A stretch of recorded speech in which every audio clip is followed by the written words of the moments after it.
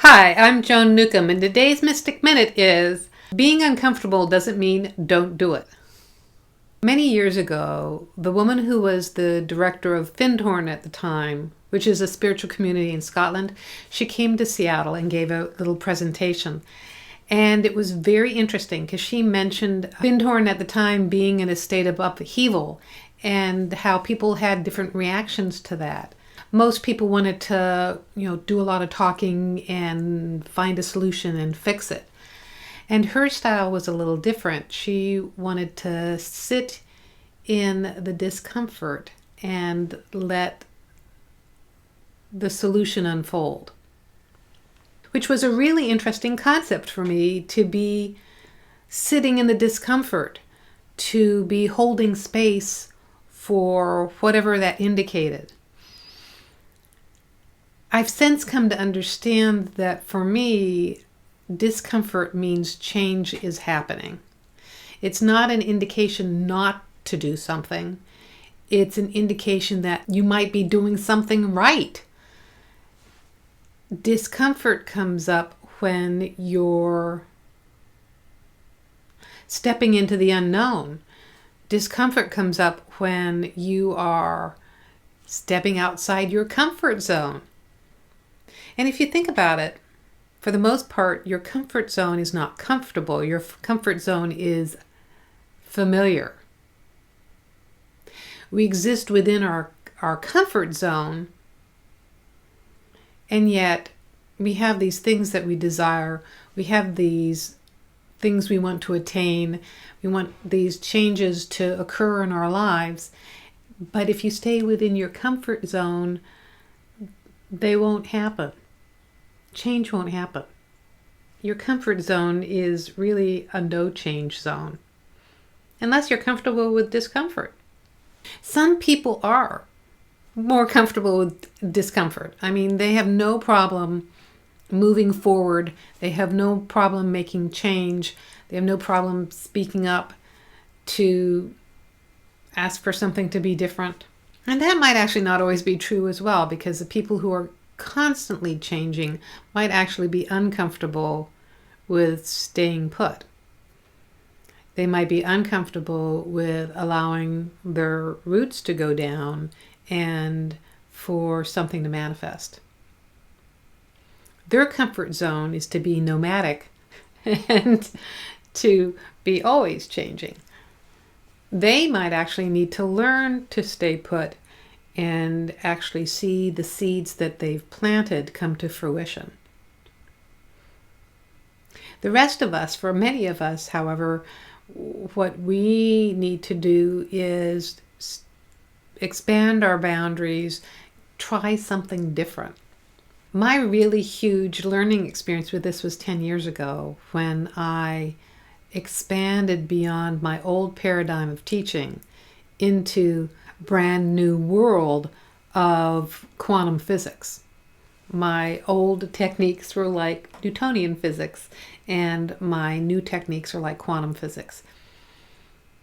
I love my old techniques. I was an expert in that kind of energy. I knew how to do this. My mission on Earth was to teach people to ground. Gravity has changed since then. My new practice is very challenging. I have to have a beginner's mind. In a sense, I have to know nothing as I come to it. This morning I was listening to my sister-in-law being interviewed on the radio, and she's an artist. She's been an artist for, 30, 40 years, and it was fascinating to hear her describe her process. She's had a lot of training, art school, lots of experience, and she said, when I approach that canvas, I have to not think. She has to be in a space of total receptivity. And I realized that to navigate life actually requires not thinking. It requires an open mind. It requires being improvisational. If you're not being improvisational, then you're falling back on your old patterns, and you're going to recreate what your patterns have always created. We have a great opportunity nowadays to completely be outside our box. to really step forward into this bold new world and really truly experience the essence of who we are and what we're here for. We won't be happy unless we are being ourselves and doing what we're meant to do. And even that is kind of a tricky way to phrase it, because what am I meant to do? You're here to express yourself. You're here to be who you really are. And it is a creative process. And we express ourselves through our creativity. And our creativity may not always look like writing the great American novel or painting the next Mona Lisa. But life is a creative process. We are the artists of our lives. So if you're feeling uncomfortable about something, it may not be telling you not to do something, but to go ahead and dip your toes in the water. Go ahead and take that step. Go ahead and risk that thing. Try that. Because you are more capable than you imagine. You are greater than your fears and doubts. Fears and doubts come from your personality, your smaller self. And the essence of who you are is expressing itself through you in greater ways than you can imagine. So play with this. If you're listening to this, it's a message for you. See why this just showed up in your life today? Take that bold new step. See what happens. It's a benevolent universe. Everything is unfolding for your greater good. And if you like these videos, you can subscribe to them on YouTube. You can also sign up below to get them in your inbox. If you want to know more, my website is joan-newcomb.com.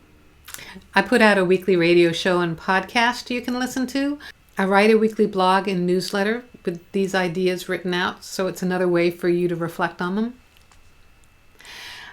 I hold meetups around the Puget Sound in Seattle, Bellevue, Tacoma, University Place, Lakewood, and Olympia, so you can come and see me face to face. I do a monthly teleseminar that you can listen to and connect with me that way. And if you want to know more about navigating your life as consciousness, you can go to joan-newcomb.com and look at my coaching programs. So go to joan-newcomb.com, and I'll see you in another couple days with another Mystic Minute.